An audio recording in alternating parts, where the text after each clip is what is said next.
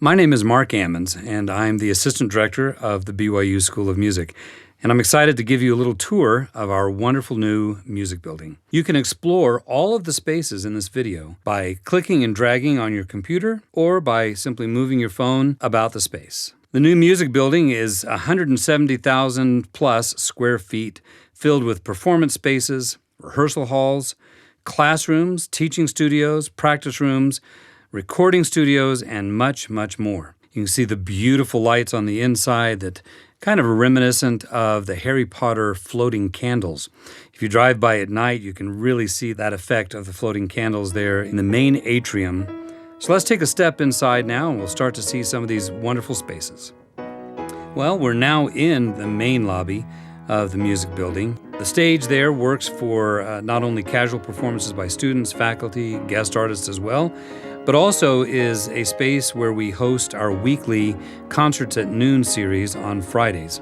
We're now in the concert hall of the music building. This is the heart and soul of the music building. All the rest of the spaces surround it. And it is a vineyard-style hall, meaning that it is basically a stage in the round where you have seats that go all the way around it, 360 degrees. Because of the vineyard-style design, no seat in the house is further than 15 rows from center stage. It has a stage that has 19 different sections of risers that can be moved to any configuration to accommodate any number of ensembles or specific types of performances. In addition to the risers, we have acoustic panels that are able to be lowered and raised to varying heights that enable ensembles and directors to create the type of acoustic ambiance that they want that will work best for their ensemble and their performance. Behind the stage, you see an open area. Back there is where the brand new pipe organ will be placed.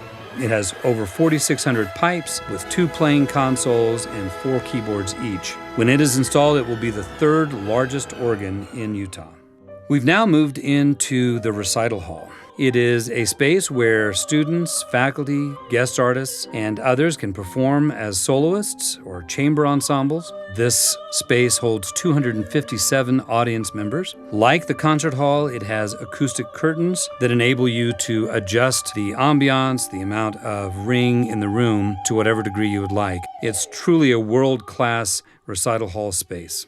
We're now in Studio Y. This is the Studio Y control room with a 48-channel recording and mixing console that is state-of-the-art. In addition, it has 7.1.4 Dolby Atmos surround sound. You'll see that there's a camera directly above the console, and that enables those who are working at the console to be videoed so that the seats, there are 24 of them behind the console, can view what's happening at the console on the screen above. Now as we move into the actual recording space, this space can handle a medium-sized television studio orchestra, a rock band, and everything in between. One of the cool things about it is that it has adjustable acoustic panels. You can see right behind the door, there's a large, dark, cylindrical shape. That's actually a hinge that enables that panel to swing out and partially block off that section so that you can achieve a degree of isolation for various parts of that room. Then you see we have just a fellow there standing singing at a microphone. That's one of 2 isolation booths for recording things like vocals, pianos,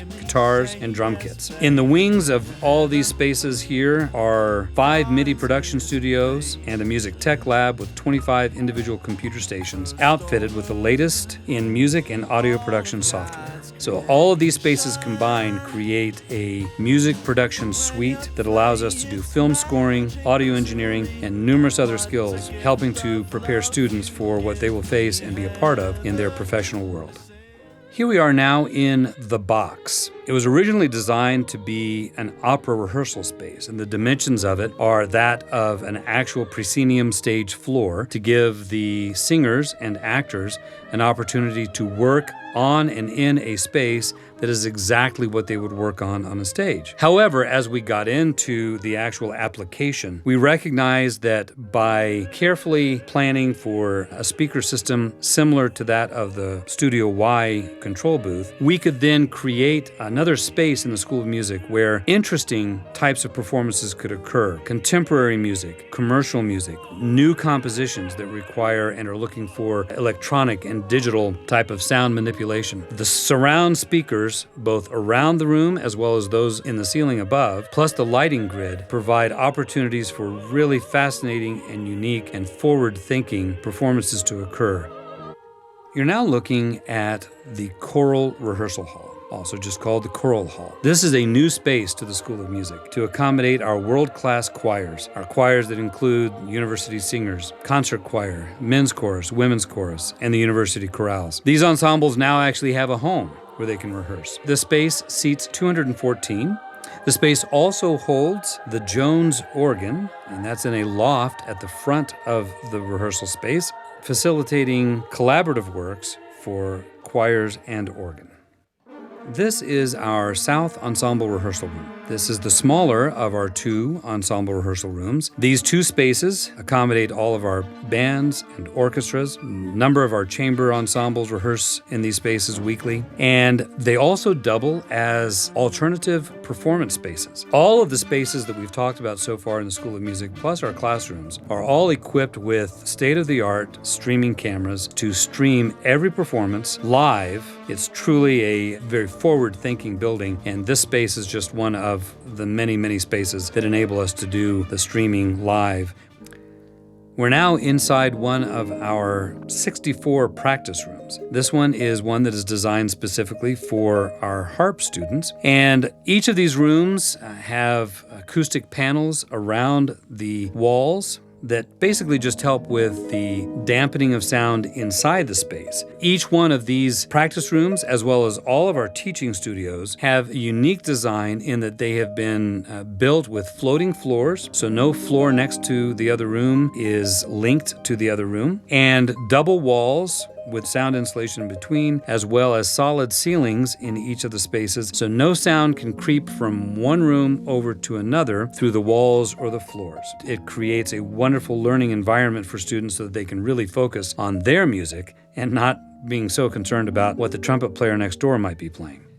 And now we come to perhaps the noisiest room of all, because this is our percussion rehearsal room. This room holds more than 100 percussion instruments at any one time. It is designed for all of our percussion ensembles to be able to rehearse in these spaces. It too can double as a performance space for percussion recitals so that the percussionists don't have to move all of their equipment out of one room into another just to perform and come back. It also holds a wonderful gamelan instrument from Bali that was specifically made for BYU. It's a great space for all of our percussionists to be able to make all the noise they want and have no one complain about it at all.